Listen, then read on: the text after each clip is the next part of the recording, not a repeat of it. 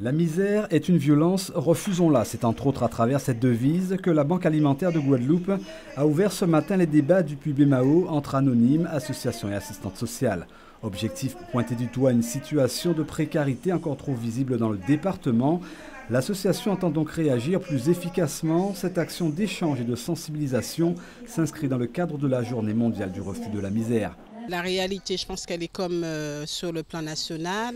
Le nombre de personnes qui bénéficient de l'aide alimentaire augmente de plus en plus. Donc les structures font comme elles peuvent bien souvent pour y répondre.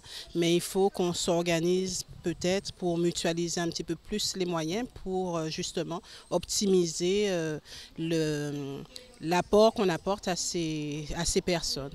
La Banque alimentaire, créée en 1997, reconnue d'utilité publique, s'inscrit exclusivement dans ce schéma d'aide aux plus démunis, avec pour mission de lutter contre la faim et le gaspillage, d'encourager, de développer le don et le partage, et surtout de préserver l'autonomie et la dignité de la personne. En 2011, l'action de la Banque est significative. 500 tonnes de denrées récoltées, 354 de produits distribués, l'équivalent de 566 400 repas offerts, soit une valeur de 941 000 €. Aujourd'hui, la Banque alimentaire s'appuie sur la collaboration de 39 associations et organismes partenaires. Les moyens manquent encore, malgré tout.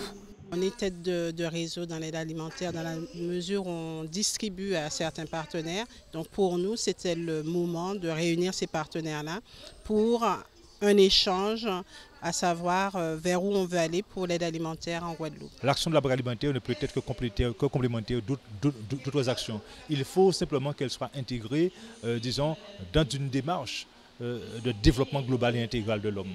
La misère, ce n'est pas seulement une misère économique, sociale. L'aide alimentaire est une nécessité économique pour une grande partie de la population. Elle s'appuie sur une charte basée sur 3 principes, gratuité, distribution et qualité.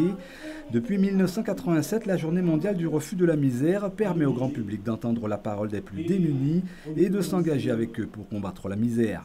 Pour rappel, dans le monde, plus d'1 milliard de personnes vivent sous le seuil d'extrême pauvreté.